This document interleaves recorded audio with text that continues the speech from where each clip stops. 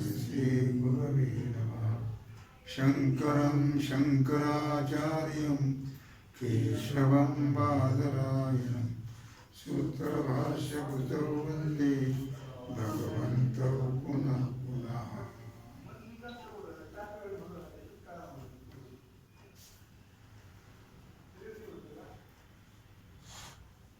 विचार सागर रहस्य तरंग चौथा, हेडिंग 43, करण आणि कारण यातील भेद, पाठ क्रमांक 44।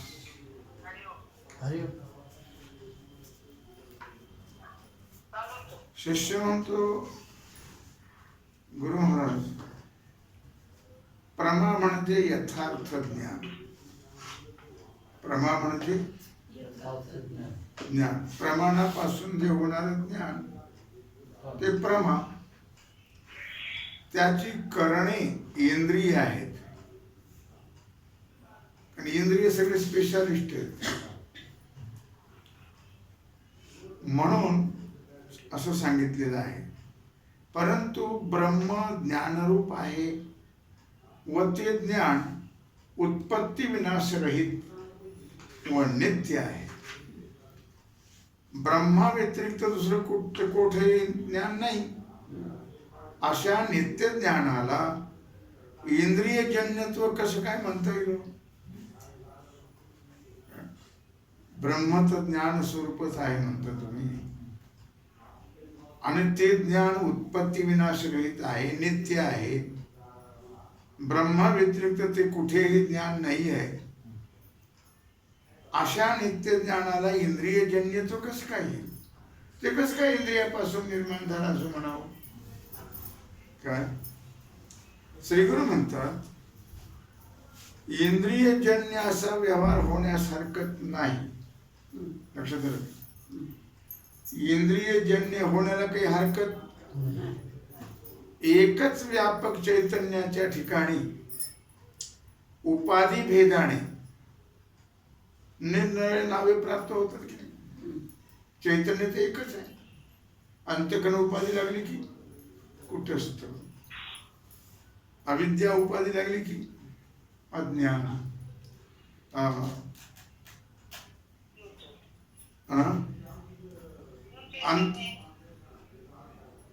जीव, अज्ञान उपाधी लागली जीव, जीव चैतन्य, चैतन्य ते एकच आहे। त्याला एक दृष्टांत देतात, काय चैतन्य एकच, पण उपाधी भेदाने वेगळी वेगळी नावं त्याला प्राप्त होतात। त्याला दृष्टांत, तळ्यातलं पाणी एक एक आणि एकच असतं। मग ते तळ्यातलं पाणी पाटाच्या मार्गाने बागेतल्या आळ्यापर्यंत जात, नंतर ते पाणी आळ्यात जाऊन आळ्याच्या आकाराचं होत। मग हे तळ्यातलं पाणी, हे पाटातलं पाणी, हे आळ्यातलं पाणी, काय अशी स्थलभेदाने पाण्याला वेगळी वेगळी नावं प्राप्त होतात। त्याप्रमाणे सर्व व्यापक चैतन्याचा जेवढा भाग एका शरीरातील अंतःकरणात व्यापक असेल, त्या अंतःकरणासहित तेवढ्या चैतन्याला प्रमातृ चैतन्य असं नाव येतं। आलं लक्षामध्ये? हे प्रमातृ चैतन्य तळ्याच्या ठिकाणी समजावं। प्रमातृ चैतन्य तळ्याच्या ठिकाणी, अंतःकरणाची वृत्ती इंद्रियद्वारा घटापर्यंत जाते, तेवढ्या वृत्तीतील चैतन्याला प्रमाण चैतन्य म्हणावं। आणि पाटाच्या ठिकाणी ते समजावं, घटादी विषयात व्याप्त असणाऱ्या चैतन्याला प्रमेय चैतन्य म्हणावं। प्रमातृ, प्रमाण आणि प्रमेय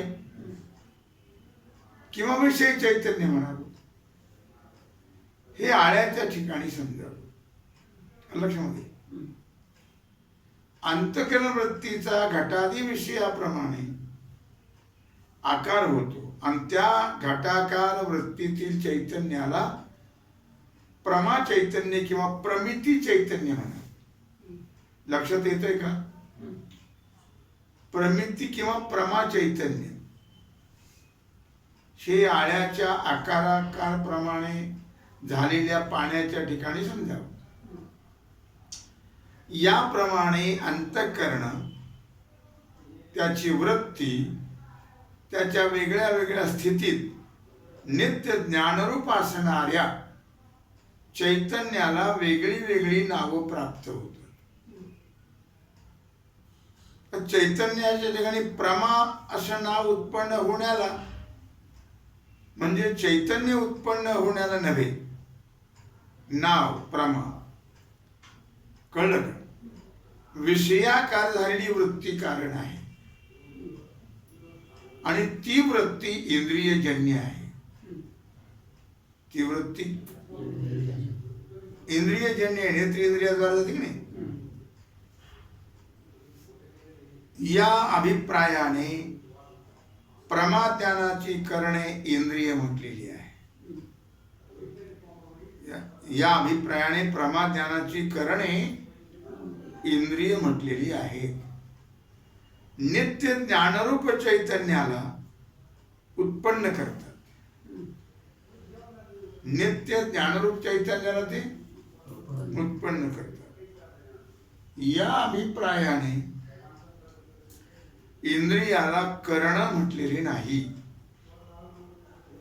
विषय समजण्याकरता वेदांत वेत्ते आचार्य अशी त्यांची ही परिभाषा आहे. लक्षामध्ये त्यांची ही परिभाषा आहे. तसेच अंतःकरणे अंतःकरणोपहित आणि अंतःकरण विशिष्ट यातील भेद म्हणजे अंतःकरण उपाधीने युक्त जे चैतन्य त्याला अंतःकरण उपहित चैतन्य म्हणतात. कळलं का? लक्षात आलं का? अंतःकरण उपाधीने युक्त जे चैतन्य त्याला अंतःकरण उपहित चैतन्य म्हणतात आणि अंतःकरण विशेषणाने युक्त जे चैतन्य त्याला अंतःकरण विशिष्ट चैतन्य म्हणतात. लक्षात घ्या ना. अंतःकरण उपाधीने युक्त ते अंतःकरण उपहित चैतन्य आणि अंतःकरण विशेषणाने युक्त ते अंतःकरण विशिष्ट चैतन्य. उपाधी आणि विशेषण यांची लक्षणे मागे सांगितलेली आहेत 31 पानावरती. तीच दृढ होऊन विषय समजावा याकरता पुन्हा इथं सांगतो. आता 44 हेडिंग. उपाधीचं स्वरूप व कार्य. जी वस्तू, लक्षात घ्या, जी वस्तू जेवढ्या देशात असते तेवढ्या देशातील पदार्थांचं ज्ञान करून देऊन आपण वेगळी राहते ती उपाधी. कळलं का? जी वस्तू जेवढ्या देशामध्ये असते तेवढ्या देशातील पदार्थांचं ज्ञान करून देऊन आपण वेगळी राहते ती उपाधी. कर्णशष्कुली ही श्रोत्राची उपाधी आहे. कर्णशष्कुली माहिती आहे का? नाही.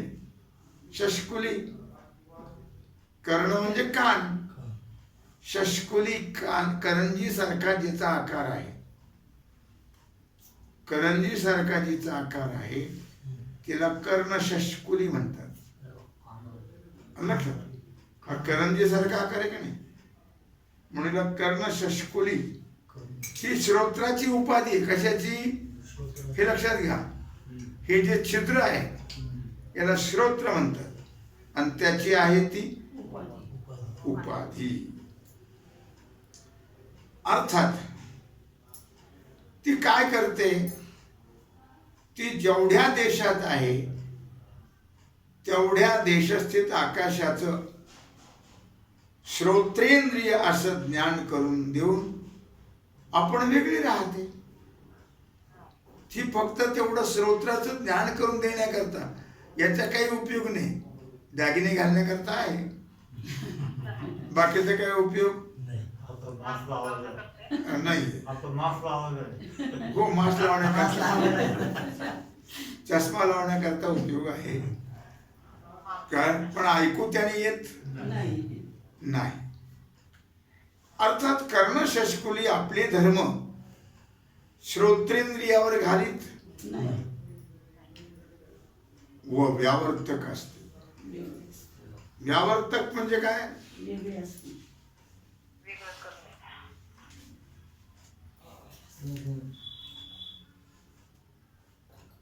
आता 45 हेडी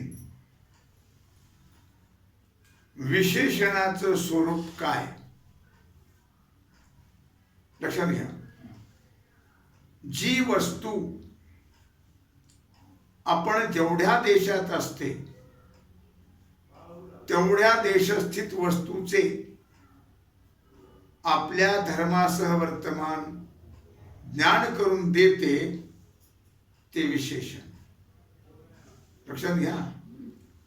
जी वस्तू आपण जेवढ्या देशात असते तेवढ्या देशस्थित वस्तूचं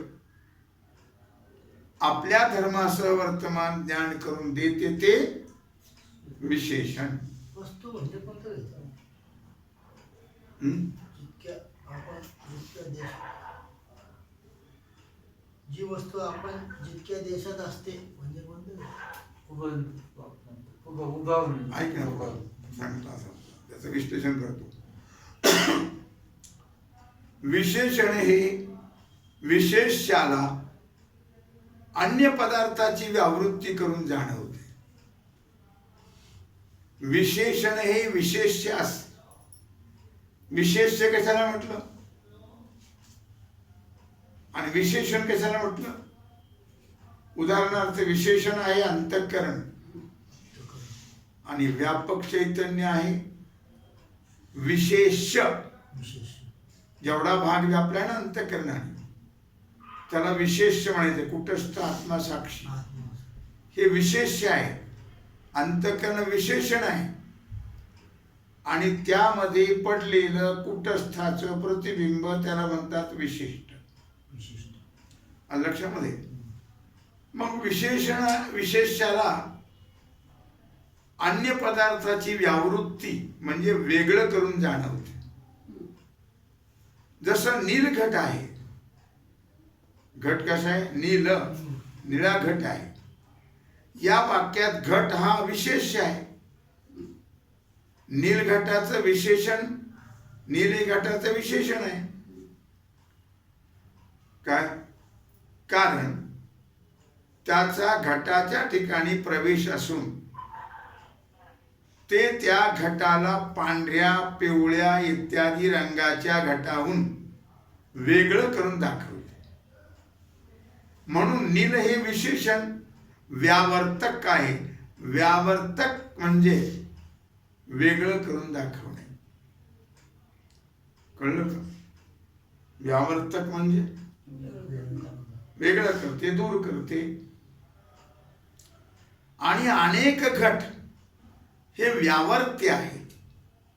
अनेक घट कसे आहेत? ज्याला दूर किंवा निराळं केलं जातं त्याला व्यावर्त्य असं म्हणतात. आणि जे दूर करते त्याला व्यावर्तक असं म्हणतात. व्यावर्तक, व्यावर्त्य. लक्षामध्ये. आता व विशिष्ट नीलघट हा व्यावृत्त आहे. व्यावृत्त म्हणजे वेगळा केला गेलेला. कळलं का? काय विशिष्ट नीलघट. नील हे विशेषण, घट हे विशेष आणि नीलघट हे विशिष्ट, व्यावर्तक, व्यावृत्त, वेगळा केला गेलेला. कशाने वेगळा केला तो? निळ्या कलरने. आपल्या नीलत्व धर्मासह घटाचं ज्ञान करून देते. आपल्या नीलत्व धर्मासह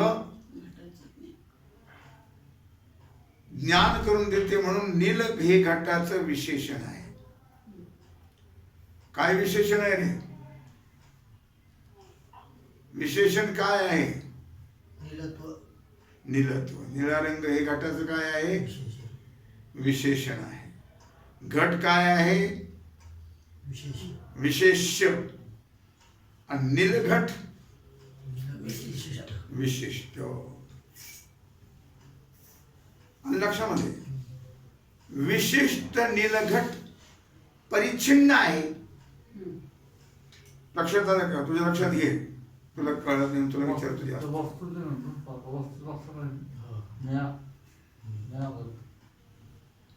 परिच्छिन्न आहे विशिष्ट नीलघट. संकोचित, मर्यादित केलेला, परिच्छिन्न, संकोचित केलेला. बाकीचे अनेक घट आहेत की नाही, मग त्यातून त्याला संकुचित केलं, मर्यादित केलं, वेगळं केलं. आणि नील हे विशेषण आहे. नील हे काय आहे? विशेषण. म्हणून परिच्छेदक आहे. म्हणून काय आहे? परिच्छेदक. वेगळा केला, तुकडा के पाडला त्याचा. तर संकोचित करणारा, मर्यादित करणारा, परिच्छेदक. आणि अनेक घट हे परिच्छेद्य आहेत, तुकडा पाडण्याला योग्य. अनेक घट हे परिच्छेद्य. दंडी पुरुष आहे. उदाहरण काय पुरुष आहे? दंडी पुरुष म्हणजे काय रे? दंडी पुरुष हातात काठी घेतलेला मनुष्य. दंडी पुरुष म्हणजे काय? हातात काठी घेतलेला मनुष्य. चष्म्यावाला मनुष्य म्हणजे काय? चष्मा घातलेला मनुष्य. कसं सोपं. दंडी पुरुष म्हणजे हातात काठी घेतलेला. या वाक्यात दंड हे काय आहे? विशेषण. त्यांनी सगळ्या लोकांतून त्या काठीवरले वेगळे केले की नाही? मग दंड हे काय आहे? विशेषण. पुरुष काय आहे? आणि दंडी पुरुष तू फक्त सांग, तू सांगितलं विशिष्ट, तुला कळत नाही म्हणून विचारतोय. आलं लक्षामध्ये? दंड काय आहे? विशेषण. विशेषण. पुरुष काय आहे? विशेष्य. काय म्हणायचं? विशेष. आणि दंडी पुरुष काय आहे? विशिष्ट. विशिष्ट. कळलं का आता? आता हेडिंग क्रमांक 86 सॉरी 46. उपाधी आणि विशेषण यातला भेद. वरती काय सांगितलं? विशेषणाचं स्वरूप आणि कार्य सांगितलं. आता उपाधी आणि विशेषण यातला भेद कळलं का? विशेषण आणि उपाधी. आता अंतःकरण विशेषण पण आहे आणि उपाधी पण आहे. मग कसं काय उपाधी आणि विशेषण आहे यातला भेद सांगताय. उपाधी विशेषण ही दोन्हीही व्यावर्तक असतात. व्यावर्तक म्हणजे काय रे? वेगळं करणे. पण उपहिताचे ज्ञान करून देणारी उपाधी. आपले धर्म उपहितावर घालत नाही. उपहित, उपहित म्हणजे काय? बोल. उपहित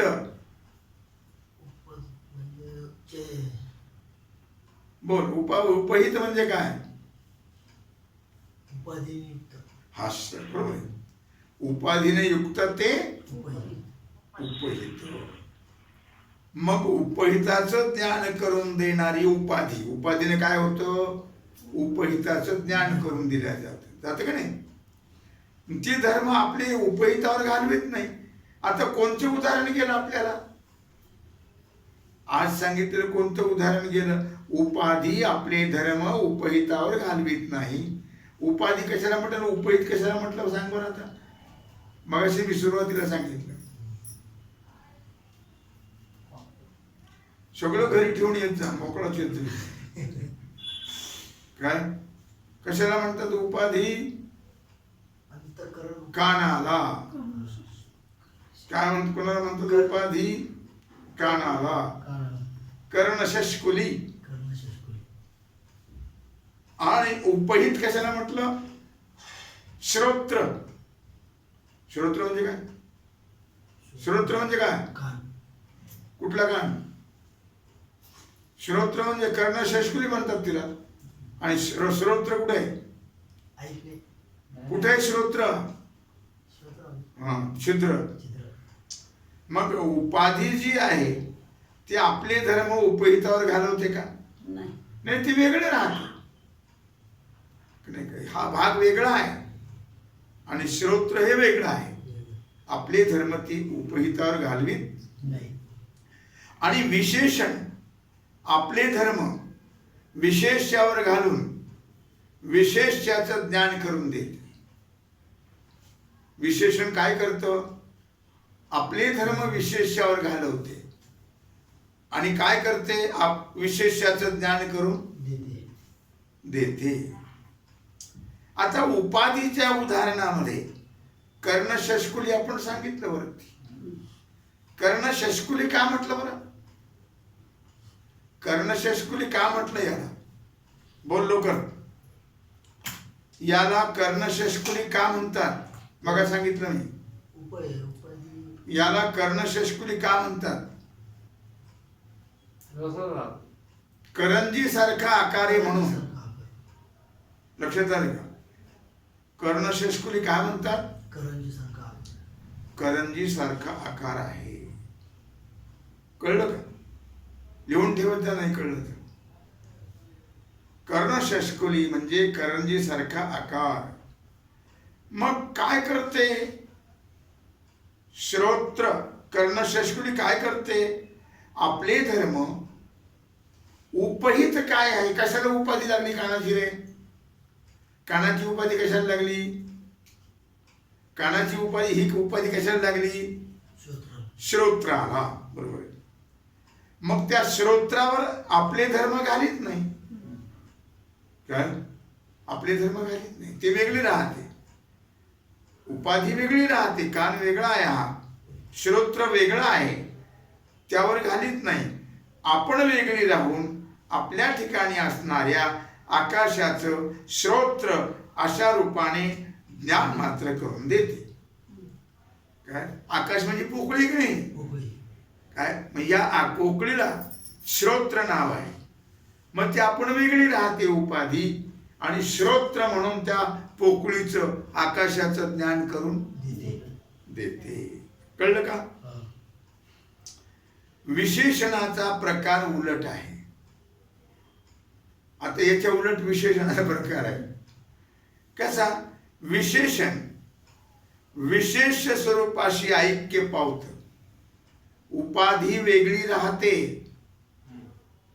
उपहितावर आपले धर्म घालवित नाही. आणि विशेषण जे आहे ते विशेष रूपाशी ऐक्याला प्राप्त होते. आणि आपल्या धर्मात सुद्धा विशेष्याला दाखवते. कळलं? आपल्या धर्मात सुद्धा विशेष्याला दाखवते. तर उदाहरण नीलघट. नीलघटाच्या उदाहरणामध्ये स्पष्ट करून सांगितलं. निळा रंग घटाला सोडू नये का?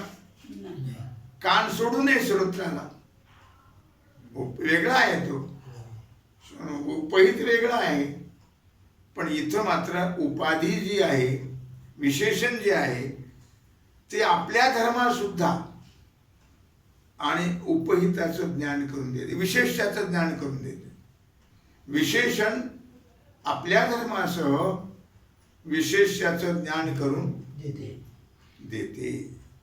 म्हणून निलघट हे उदाहरण, दंडी पुरुष हे उदाहरण लक्षामध्ये. जीवाचा म्हणजे प्रमात्याचा प्रकार असाच आहे. पुढील व्याख्यान लक्षात येण्याकरता आता प्रमात्याचा प्रकार दाखवतात. कळलं का? प्रमात्याचा प्रकार दाखवत आहेत. प्रमाता कोण? प्रमाता कोणाला म्हणतात?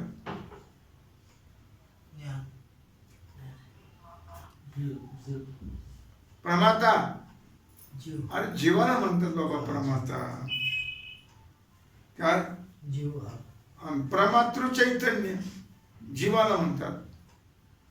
त्याचा विचार आता 47 शिडिंगे प्रमातृ चैतन्याचा विचार. अंतकर्ण उपहित साक्षी आत्मा कुटस्थ. अंतकरणाची लागलेली आहे व्यापक चैतन्याला जेवढी उपाधी तेवढ्या भागाला नाव आहे साक्षी आत्मा कुटस्थ. अंतकरण विशिष्ट चैतन्य प्रमाता, जीव चैतन्य संसारी. अंतकरणात ज्याचं प्रतिबिंब पडलंय कुटस्थाचं त्याला म्हणतात अंतकरण विशिष्ट चैतन्य. त्याचं नाव आहे प्रमाता. त्याला म्हणतात जीव चैतन्य, त्याला म्हणतात संसारी. जीव हा संसारी आहे का संसार सोडू नये? सगळे माझ्या जीवाला असेल, माझ्या जीवाला तसं, माझ्या जीवाला कोणी नाही, हे सगळं जीवाबद्दल आहे ना. मग त्याला संसारी म्हटलंय. काय? असोणी संसारी जीवे वेगू करी, वेदशास्त्र उभारी बाह्या सदा. अंतकर्ण वृत्ती विशिष्ट चैतन्य. कळलं का? प्रमाण चैतन्य. अंतःकरण वृत्ती विशिष्ट चैतन्य, वृत्ती विशिष्ट त्याला काय म्हणतात? प्रमाण चैतन्य. कळलं का? अंतःकरण वृत्ती विशिष्ट ते कोणतं आहे? प्रमाण चैतन्य. त्याचंच नाव इंद्रिय. आता चौथा प्रकार घटादी जड पदार्थ विशिष्ट चैतन्य प्रमेय चैतन्य. प्रमातृ, प्रमाण आणि प्रमेय त्रिपुटी आहे. घटादी जड पदार्थ विशिष्ट चैतन्य ते कोणतं आहे? प्रमेय चैतन्य. कळलं का? कळलं का? घटादी पदार्थाकार अंतकरण वृत्ती विशिष्ट चैतन्य प्रमा चैतन्य. घटादी पदार्थाकार अंतकरण वृत्ती विशिष्ट चैतन्य तिथपर्यंत जाते आणि घटाच्या आकाराची होते. त्याला काय म्हणतात? कार अंतकरण वृत्ती विशिष्ट चैतन्य. त्याला काय नाव आहे? प्रमा चैतन्य. ज्ञान करून दिले का त्याच? प्रमा चैतन्य. काय? अशा प्रकारे झालेली जी सेवा आहे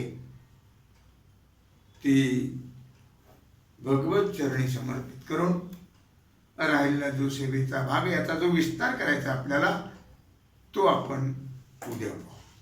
पुंडलिक वरदे हर विठ्ठल श्री ज्ञानदेव तुकाराम पंढरीनाथ भगवान की जय.